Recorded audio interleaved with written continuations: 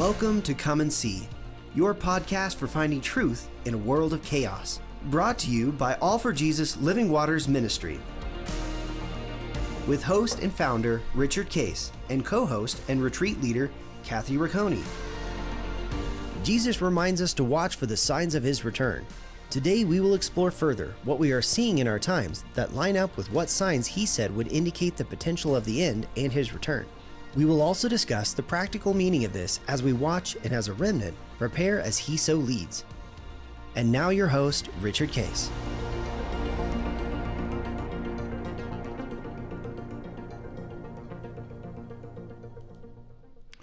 Well, good morning, Kathy. Here we are on End Times Friday, so it's quite an exciting time, and this will be coming out, I think, at the end of March. We're taping it right before that, so it's current events for sure. What's been going on? I was hoping that this one was going to actually be for March 17th. I wore a green watch and everything because when we're taping this, tomorrow is St. Patrick's Day. But I think it's for the, I think believe. we're a little further I think it's one right? more week after that. So, all right, right. Let's see that green watch. Happy belated. This was my anniversary gift. We bought, I can't even do it right on the phone. Bought that in Spain. Dan and I got watches for our 30th anniversary. So super fun. And that's green? It is green. Yes. You can't really tell, can you? But it is. It looks black on the screen. No. Yeah, it's green. Trust me. Emerald green. Okay. Happy St. Patrick's Day. Thank you. Happy St. A week Patrick's late. Day. Well, a lot has happened in the world. There is a bank called Silicon Valley Bank in San Francisco area collapsed. Mm-hmm. And it threw ripples, into the world banking system. Immediately, another bank, the feds went in and took that over, called Signature Bank. Mm-hmm. And I got a little interesting story about that. Is that I have a friend whose son is involved in a startup, and the startup is raising dollars, and they were about ready. They had just had a commitment to receive $10 million. Oh, wow. And was it from one of these two banks? No, it was from investors, but they were going to, on a Monday, this Monday following this collapse, put the $10 million in Signature Bank. And if everybody understands how it works, is that the Fed has a reserve that covers failed banks only up to $250,000 per an account.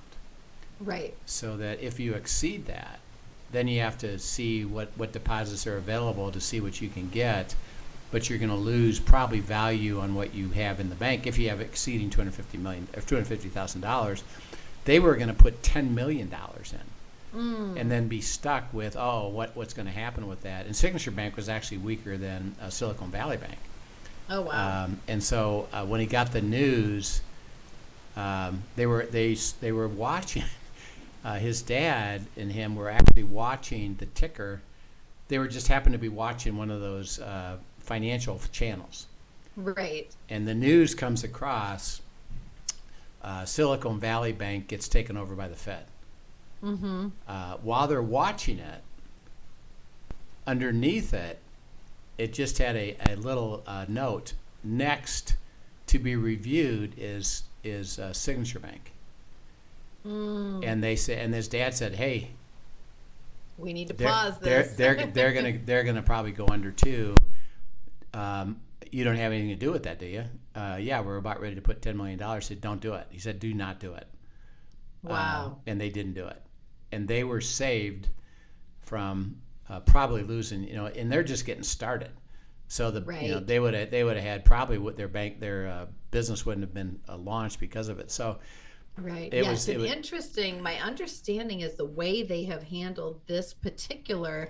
I don't know how they did Signature Bank. I'm assuming it's the same, but I don't know that for a fact. But I know SVB The government did come in. They didn't do an official bailout, as a bailout would actually prop the bank up and help and save the investors. But they did come in and guarantee all full deposits, not just the 250, but above and beyond anything that was deposited in the bank. So they protected the depositors based on the FDIC, but not the investors and not the structure of the bank itself. Correct. Yeah. So it was a type of bailout, but not a typical bailout. Right. Right. And the let me help you understand what happened.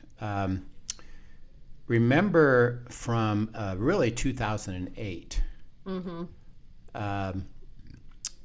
the Federal Reserve rate, and the rate is what's called prime rate.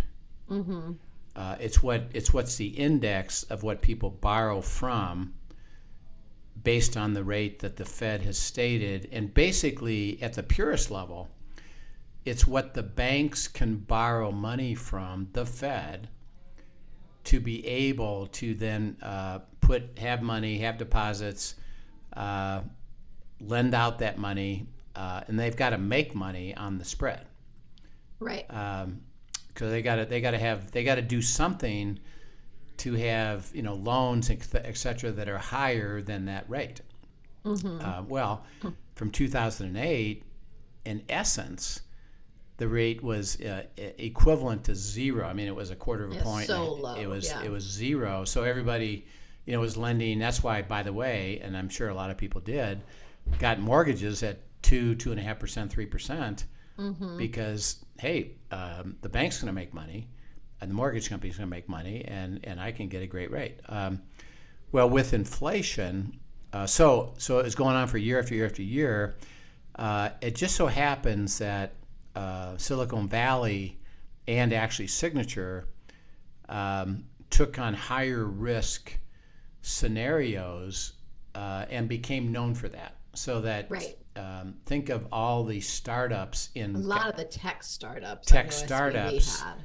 Are having money put in by investors, and they're then offering a little bit higher rate. One, and two is we'll then lend you money when other banks won't, because you're too risky.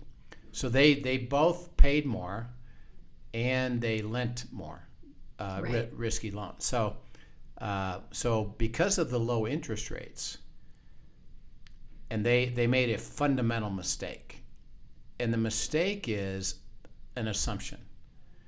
Well, this is going to continue, so we'll just keep doing it. And what they did is they then invested excess money into what's called long-term bonds. Long-term bonds are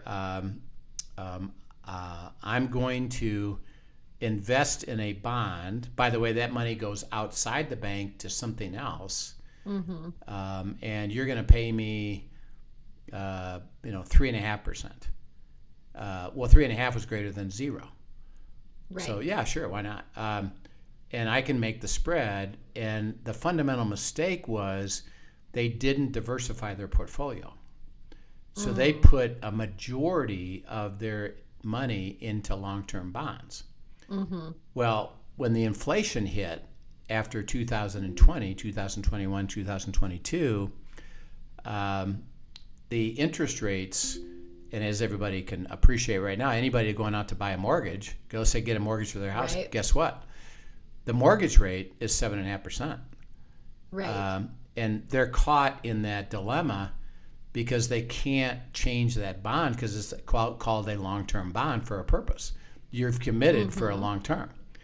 And their money got stuck with now becoming upside down. So just think of it as simple as this. They have a 3.5% bond. That's how they're getting paid.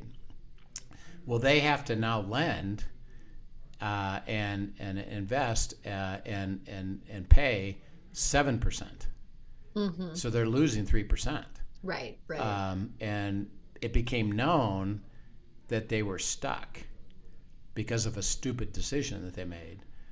And then what happened is when it became known, and they were trying to downplay that, and we have this problem, but we're going to go raise a bunch more money which they were trying to do, but what's called the street without being noticed. without being noticed, but it got noticed. And so the the depositors that became aware of it pulled out their money. So in one day, the total deposits, by the way, are about 200 billion, sorry. In one day, $40 billion got transferred out of the bank. And they couldn't, it took them out of a commission, and they couldn't support it. And that's when the Fed said, okay, we're going to step in because you now can't fulfill your obligations because of the strategy that you did. And the ripple effects across the economy would have been huge. Yeah. And then Signature Bank. And then so what the Fed did immediately, which I think they probably were looking at, but they weren't over managing it. Who else is in that same position? And Signature Bank was another one, and the same thing. They're taking the same kind of money from startups, etc. So they shut them down over the weekend. Then there's a series of 6, 7, 8 regional banks that are kind of in the same boat. Now they haven't shut them down yet, but they're kind of in the same boat of you kind of made the same strategic error of not diversifying and what's called hedging. That, okay, it's fine to have some, but you got to have others that you could move it fast. And I'm gonna give an implication of all this in a second. Okay, guess what? A worldwide bank called Credit Suisse is in trouble as well because they did the same thing. And that's a huge bank. This is trillions trillions of dollars around the world, and partners with all kinds of stuff all over the world.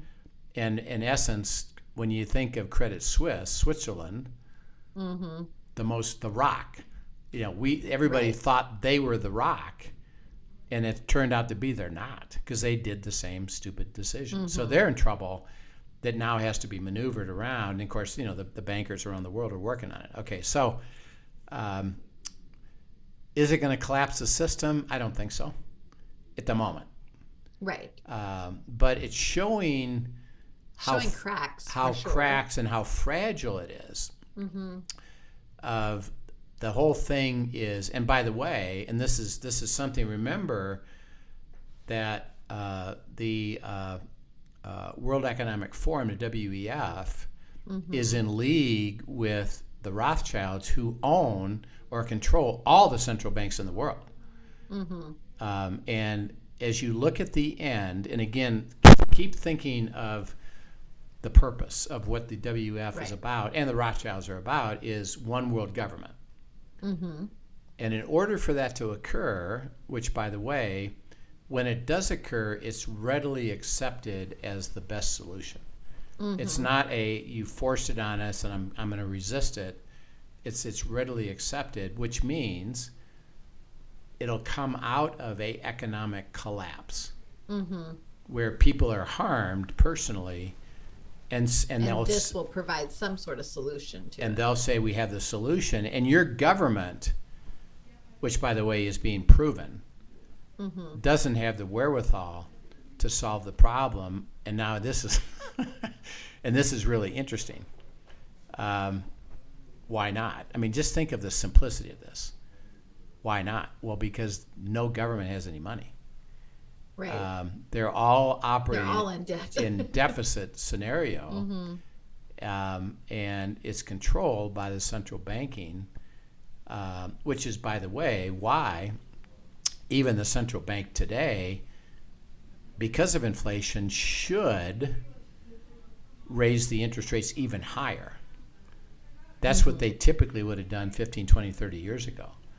They can't. If they do, they actually collapse the governments. Because it takes so much money out of their income from taxes that all these other programs couldn't function. And so they're caught in this catch-22 of I really should economically, but I can't, so they don't. Even there, it's still a pressure. Now, here's interesting. And at some point they will.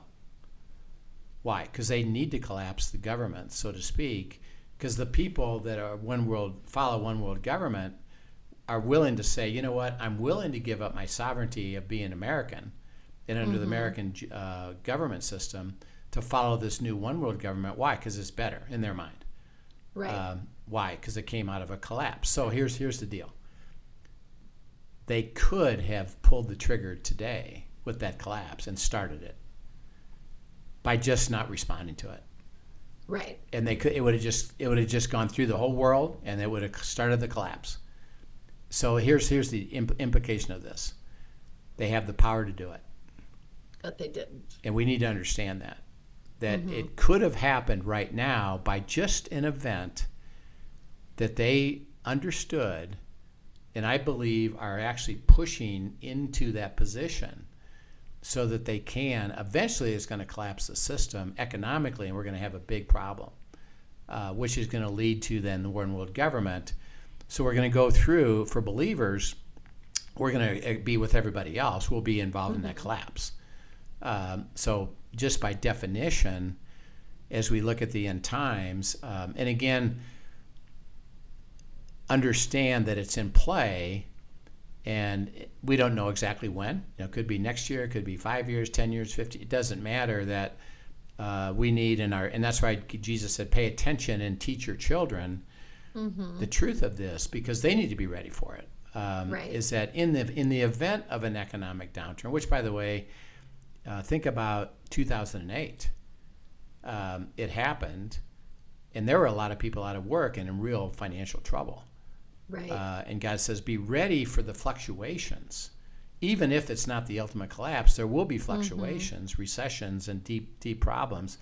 So as a believer, God says, I can give you understanding wisdom to do fine through that process. So listen and process. And then two, ultimately, when it collapses, we're going to be affected still. So are you ready for that? And then two, when the solution comes, he says, if you're following me and you now know that this is the beginning of the tribulation, do not take the mark of the beast. Right. And that's going to be a scary moment of, but that's my solution. And God says, well, I'm your solution. And so we have to keep, processing that more and more and more, that we have to be ready and understanding and see. And we just saw a glimpse of it. Just boom, boom. They could have done it. They absolutely could have done it. They prevented it. I don't think it's now, but the structure is there for when they want to do it. And we got to watch it more. And by the way, and this is just a heads up for all of us, that the what's called the Federal Deposit Insurance Corporation only guarantees. Now, in this case, the Fed stepped in themselves. They bypassed it, right? And said, we're gonna give you, the people that have deposits, we're gonna make sure you're okay with it. By the way, if they wouldn't have, they would have collapsed it. You see how that works? Right.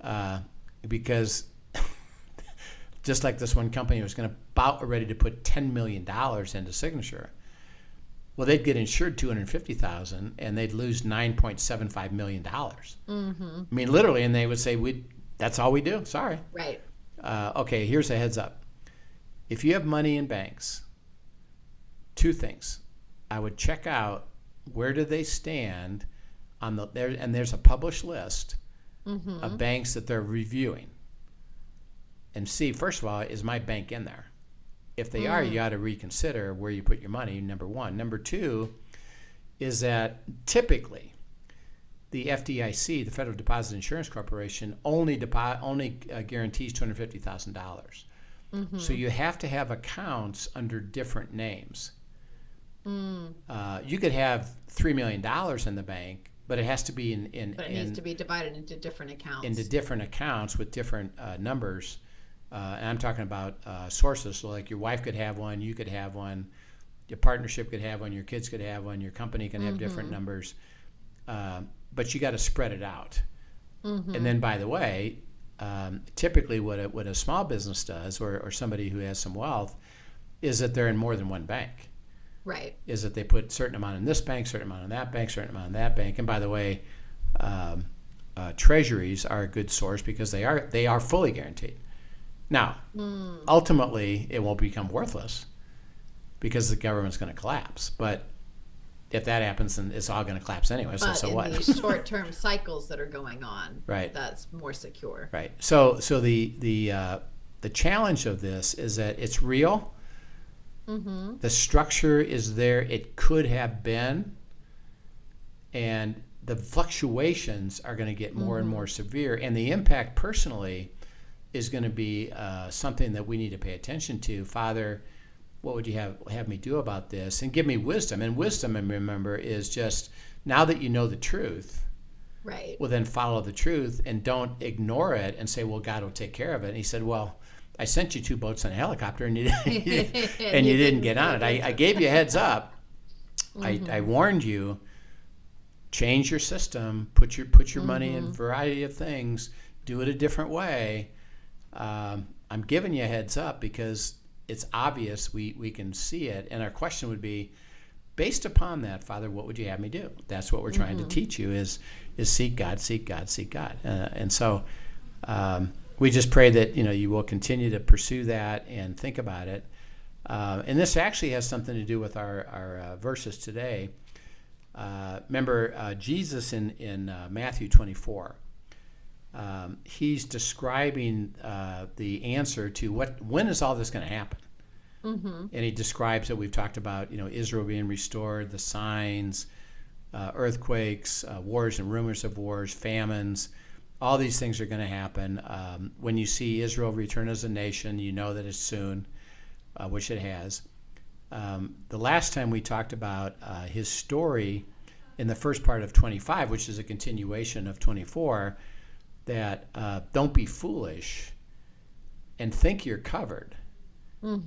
That it doesn't matter and that it'll happen anyway. No, he says don't be foolish, and first of all be prepared and make sure that first of all you're a true follower of Christ and are going to be in the wedding feast, one, and then two is that it's implying don't ignore the things I'm trying to speak to you, to get ready to have oil, and the oil would be the Holy Spirit and provision of what I'm trying to get you ready for. And he said, just because you're my child, or you think you're my child, that I'm going to take care of you, not when I'm asking you to get ready. And the wise virgins were ready. They had prepared for it and they had it. So he said, be prepared. Then he goes into this other story, which isn't really tied to the end times, because it's just a beautiful story about the talents. And it has implications, but he ties it as a continuation of the end times. So go ahead and read Matthew 25, 14 through 30. Sure. For the kingdom of heaven is like a man traveling to a far country, who called his own servants and delivered his goods to them. And to one he gave 5 talents, to another 2, and to another 1, to each according to his own ability. And immediately he went on a journey. Then he who had received the 5 talents went and traded with them, and made another 5 talents. And likewise he who had received 2 gained 2 more also. But he who had received 1 went and dug in the ground and hid his Lord's money. After a long time the Lord of those servants came and settled accounts with them. So he who had received 5 talents came and brought the 5 other talents, saying, Lord, you delivered to me 5 talents. Look, I've gained 5 more talents besides them. His Lord said to him, Well done, good and faithful servant. You were faithful over a few things. I will make you ruler over many things. Enter into the joy of your Lord. He also, who had received 2 talents, came to the Lord and said, Lord, you delivered to me 2 talents. Look, I've gained 2 more talents beside them. His Lord said to him, Well done, good and faithful servant. You have been faithful over a few things. I will make you ruler over many things. Enter into the joy of your Lord. Then he who had received 1 talent came and said, Lord, I knew you to be a hard man, reaping where you have not sown, and gathering where you have not scattered seed. And I was afraid, and I went and hid your talent in the ground. Look, there you have what is yours. But his Lord answered and said to him, You wicked and lazy servant, you knew that I reap where I have not sown, and gather where I have not scattered seed. So you ought to have deposited my money with the bankers, and at my coming I would have received back my own with interest. Therefore, take the talent from him and give it to him who has 10 talents. For to everyone who has, more will be given, and he will have an abundance. From but from him who does not have, even what he has will be taken away. And cast the unprofitable servant into the outer darkness. There will be weeping and gnashing of teeth. Okay. So again, this is a story of multiple levels, in that he's talking about the master, and that's God, Christ, is giving an assignment with some resources. And he gives it, and there's one that has 5, one that has 2, and then one that has 1. Right. So one of the things he's trying to say is that per se, it's not about the quantity. Because when we see the end line of it, he said the same thing to the guy that had 5 that returned 5, the guy that had 2 that returned 2. He gave them the same reward. Right. So when we think about our assignments and what it means for us to walk through life with him, he said, don't compare yourself to somebody next to you. Well, I've got more, or they've got more, or they're more skilled, or they're more talented. No. I'm gearing it toward you, because he said, why? The outcome is the same. The reward will be the same. Just be faithful with what I've given you. You be faithful, and then he said, in essence, and we're just going to start this and then continue this next week, is the 5 went and got 5 more, the 2 went and got 2 more. He said to them both, same thing, well done, what? Good and faithful servant. Okay, good and faithful servant. And we're going to explore that in depth next time more, but the question is, well, what does it mean to be good? And what does it mean to be faithful? And by the way, he just said it's not based on your overarching amount or how you look at the results. So the 5 could say, well, I got more than you. Right. I did better than you. I got 5 and you got 2. God said that's not the point. Don't look at it that way. It's based on good and faithful. He said we got to understand that. And then he said to the one that had 1 that did nothing,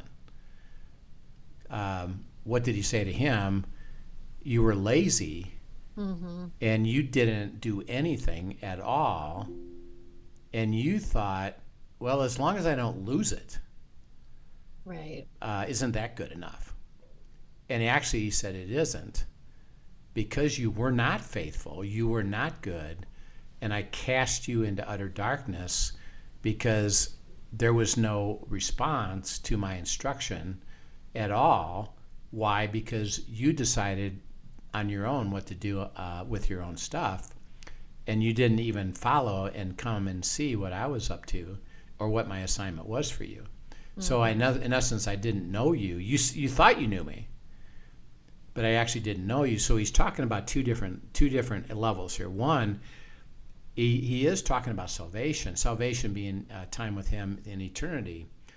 That a little bit is if you're truly my child and a follower of mine that now knows that you're going to be with me in eternity, I am going to give you an assignment. I am asking you to be faithful.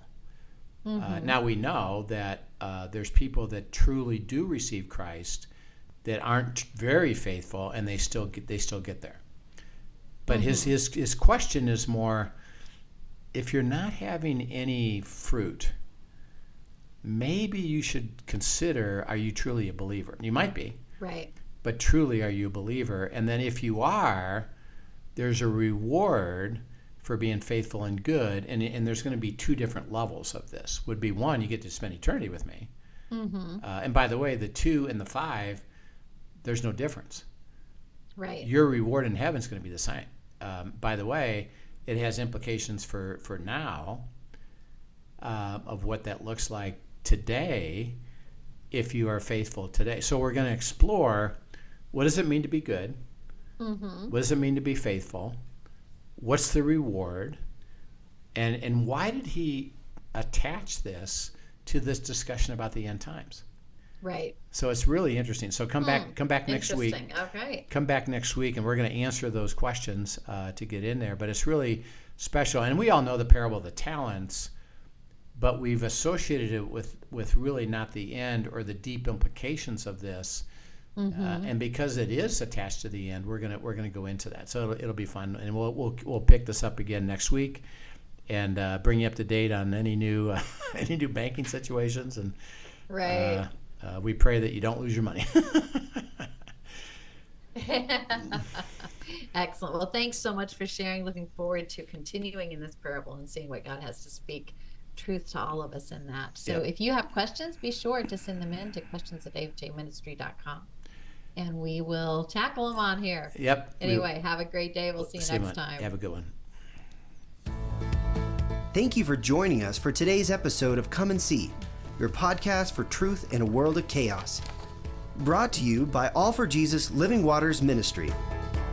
Send us your questions and comments, and tune in tomorrow for more answers to your personal questions about living life in God's truth. Remember, God's will is best and none better. His truth brings peace in this world of chaos.